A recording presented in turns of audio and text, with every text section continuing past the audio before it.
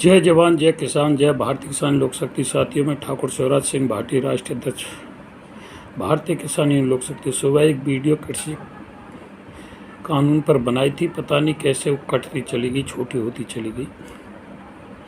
दोबारा से मैं बनाने का प्रयास कर रहा हूँ।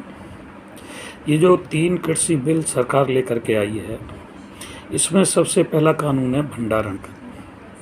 पहले भंडारण की छूट नहीं थी, अब इसमें भंडारण की छूट कर दी गई है।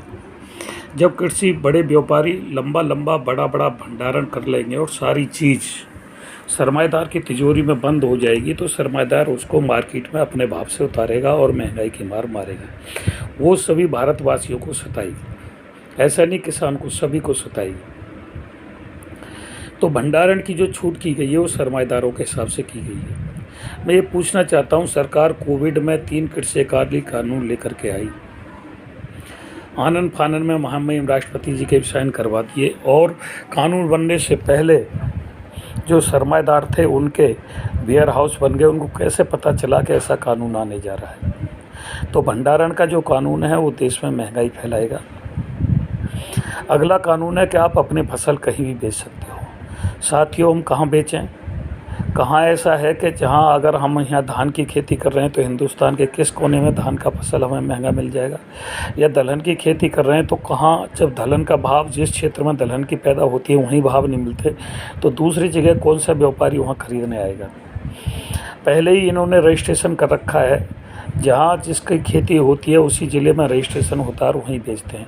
फिर भी यह कानून पहले से ही था कि किसान अपना माल कहीं भी जा कर के बेच सकता है। चलो, हम कहते हैं इन्होंने नया कानून बनाया, किसान अपना माल कहीं भी जा कर के बेच सकता है। तो वो कौन सा हिंदुस्तान का एरिया होगा जहाँ छोटा किसान अपना माल ले जाए और उसे वहाँ यहाँ के रेट के 2 गुने, 4 गुने, 5 गुने या 10 गुने रेट मिले? ये सब कहने वाली बात है।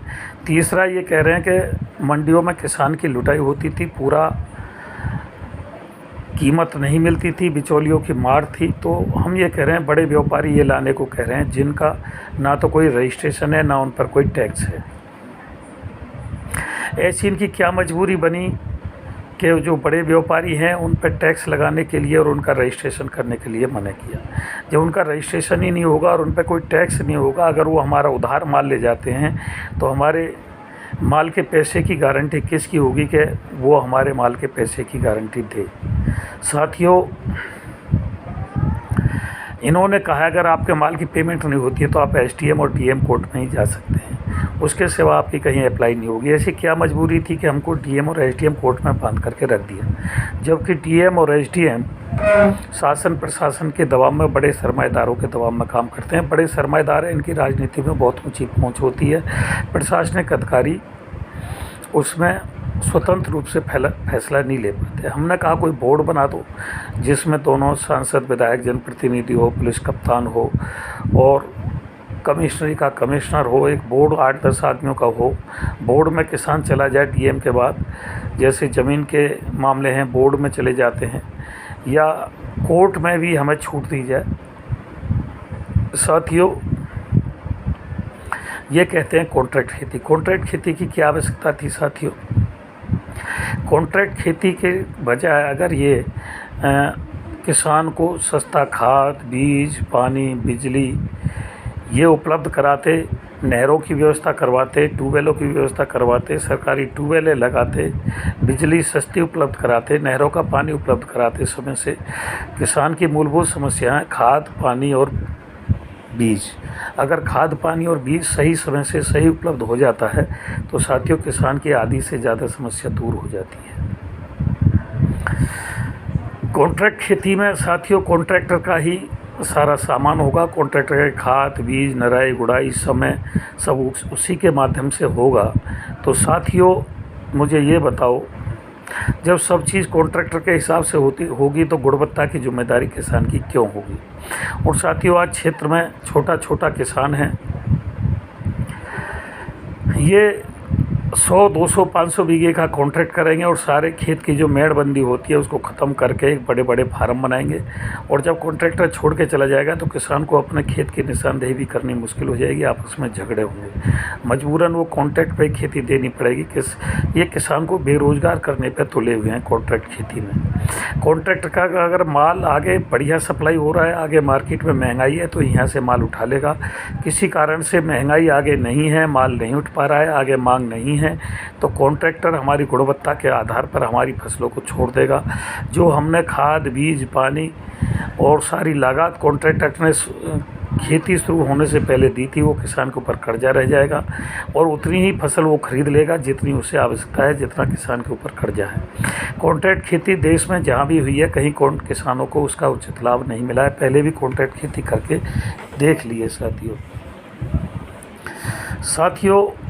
ये कहते हैं माल कहीं भी बेच लो, कॉन्ट्रैक्ट खेती, भंडारण, ये 3 कानून हैं। तीनों कानूनों में हमें कहीं भी दिखाई किसान का लाभ नहीं दे रहा है। साथियों, अगर किसान के माल की पेमेंट नहीं होती है या व्यापारी कहीं दूर चला जाता है, वो पेमेंट नहीं करता है, तो सरकार सरमाएदार का आज तक कुछ नहीं बिगाड़ पाई है। गरीब आदमी के लिए कानून है, बड़े आदमियों के लिए देश में कोई कानून नहीं है। जैसे नीरव मोदी देश से माल लेकर के भाग गए, कुछ नहीं करवा पाए।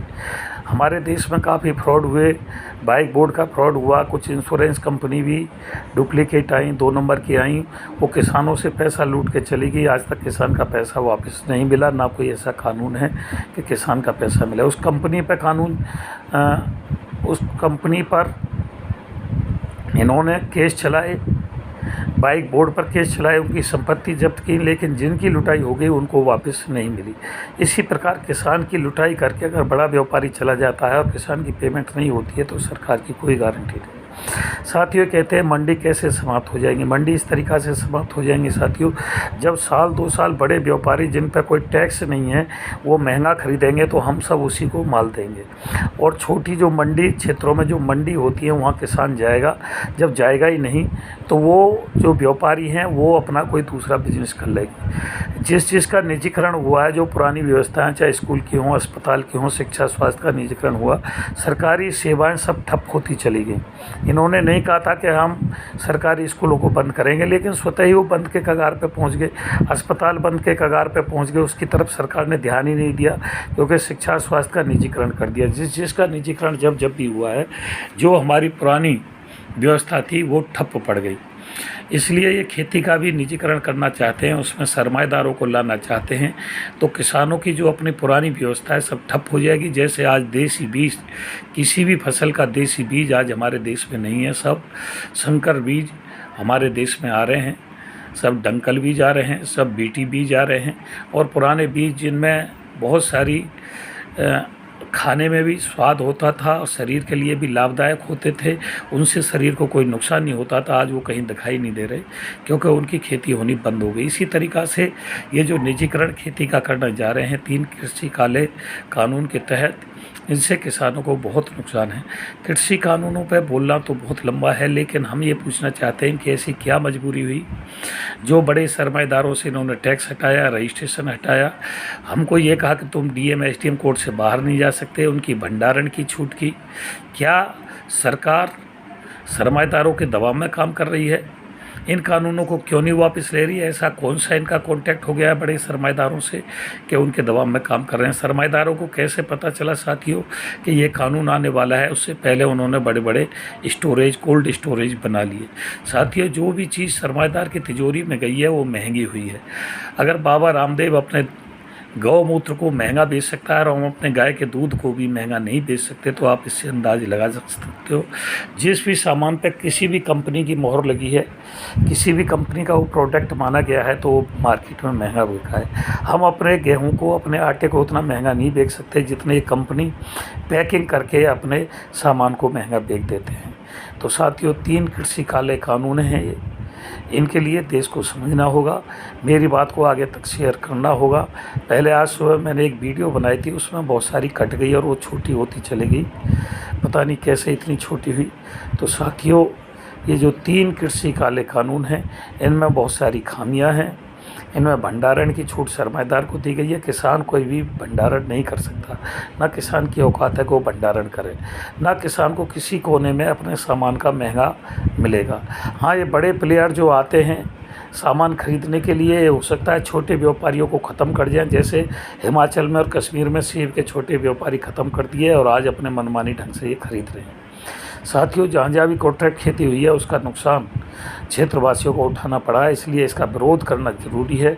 3 कृषि कानून जो नए बने हैं, या तो इनमें संशोधन करे सरकार, और नहीं तो संशोधन के लिए तैयार है लेकिन एमएसपी गारंटी कानून और किसान आयोग बनाने के लिए तैयार नहीं है। तो साथियों, समझना होगा। जय हिंद, जय भारत, जय भारतीय किसान लोक शक्ति। धन्यवाद।